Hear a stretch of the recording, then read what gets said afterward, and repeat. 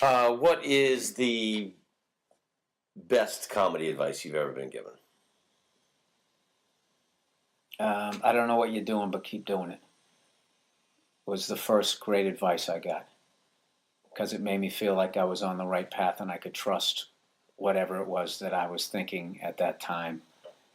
And that was Michael McDonald, the one from Boston, not the guy from Canada. He gave me that advice in the long gone Stitches Comedy Club.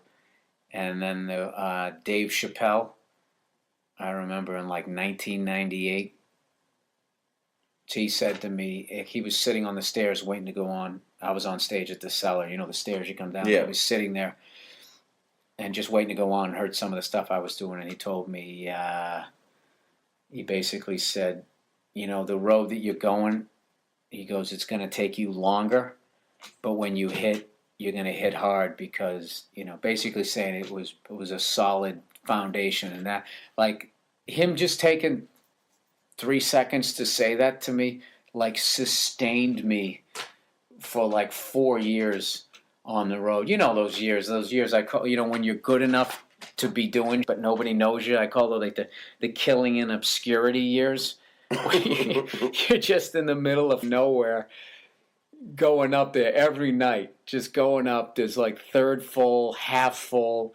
They've given away the show and nobody gives a... And just that first 12 minutes of just trying to get them on board that you're worthy of listening to. And then getting off stage and then having those people coming up going, wow, you're one of the funniest guys they've had out here, blah, blah, blah, blah. What are you doing here? What are you doing here? And rather than being like, yeah, what the f am I doing here, and getting depressed, you look at that as like, when those explorers would start to see tree branches in the water, you're like, okay, I'm getting to land. I just got to keep going in this direction. So stuff like that. And then, like, I remember the first time somebody came out, a college booker came out when I was still in Boston. And after everybody did their sets, and afterwards everyone was going up and schmoozing with the agent or whatever. And I said to this guy, Tony V, I said, oh, man, I go... I'm so bad at that. I'm really bad at schmoozing or whatever. And he was just sitting there. I remember he was just sitting there relaxed. I forget, I always picture him smoking a cigar because we always smoke cigars. He was just like, I was like, yeah, man, I'm so bad at it. And he goes, oh, yeah? He goes, well, get good at it. And then he kind of went back to whatever he was doing. And I remember it was really a profound moment where I was just like, all right, so this is a skill and I can't improve on it, and evidently it's really important because the way he said it was really fatherly. It was no quarter. He just said it straight out, and I was like, I need to come out of my shell because I was really like, I was completely withdrawn when I first started doing stand-up. That's half the reason I did stand-up. Stand-up was basically, I'm going to get on stage, show people that I'm funny, and I'm a good, and then everybody's going to stop with me. Like, that was the formula. Of course, that didn't happen.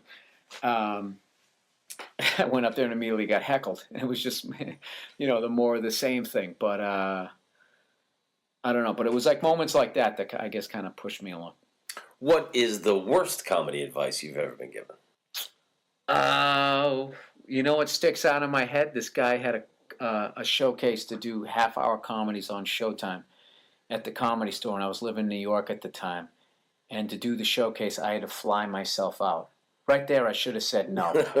I should have had the confidence to be like, you know what, someday I'm going to be good enough where, this is going to be... I'm obviously not at a place to get a half-hour comedy if I have to fly my way out there. But instead, like, I'm like, okay, show business.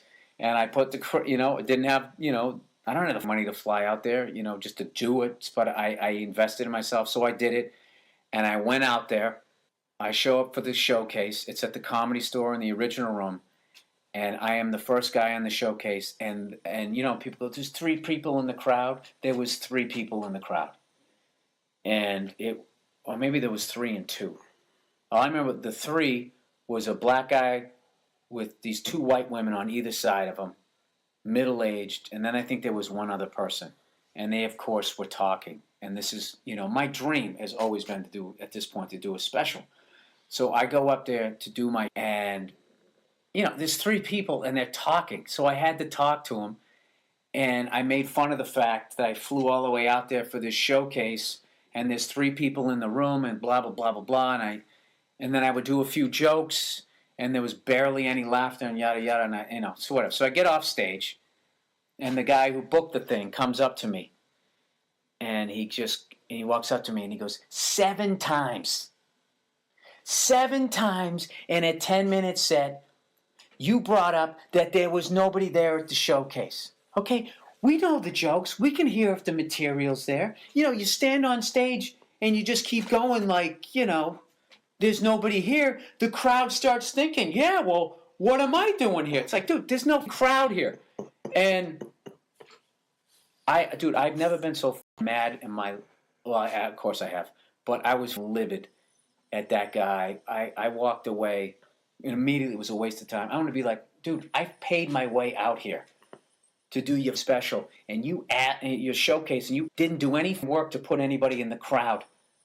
And I had to showcase in front of 3 people, and just the way he was coming at me, like, because he went, no, you're still in the running. That's what pissed me off. You're still in the running. I want to be like, dude, whether you pick me or not, I'm not sitting here waiting for you to tap me with your magic wand. You can make it now. You either want me or not. But that hole in there is your responsibility. This is your showcase, okay? So this is what I wanted to say, but I was too scared to say it. This is what I said to the windshield of my rented car as I drove away.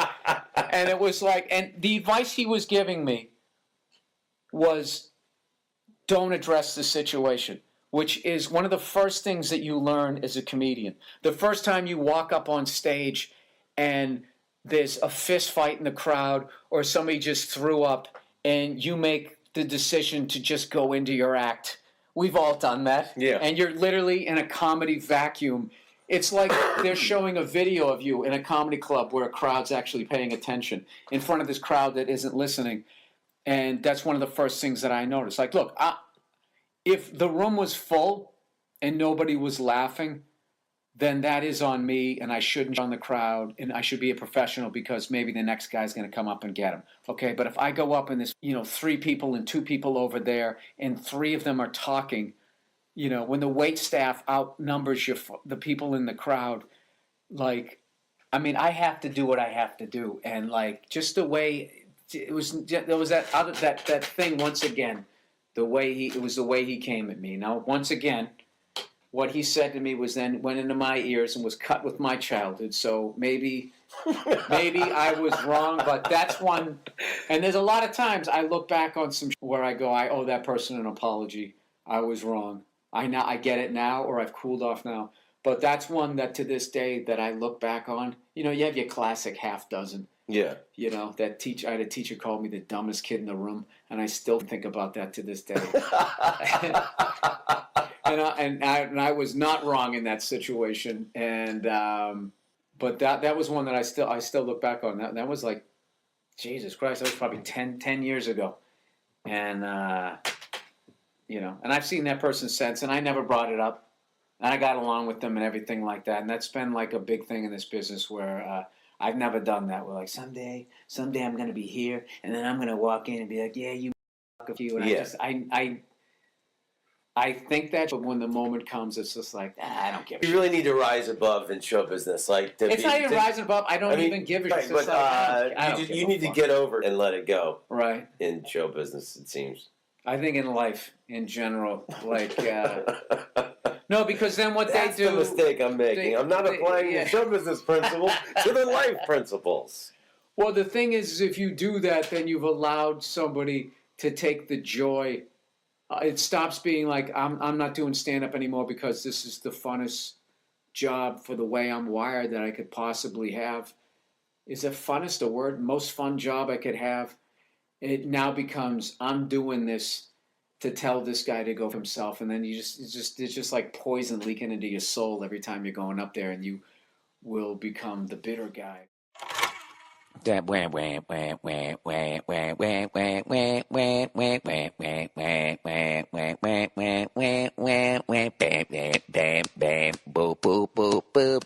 my God!